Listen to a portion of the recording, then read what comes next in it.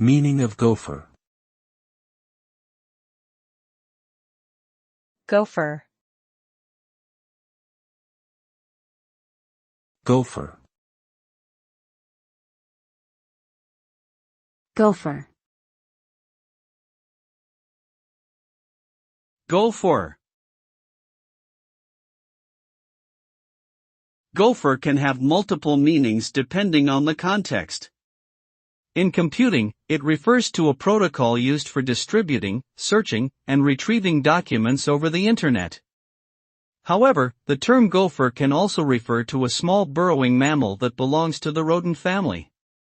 These animals are known for their exceptional digging abilities and play a crucial role in aerating soil and dispersing seeds. Additionally, gopher can also be used as a slang term to describe someone who fetches or retrieves things for others, similar to a personal assistant or servant.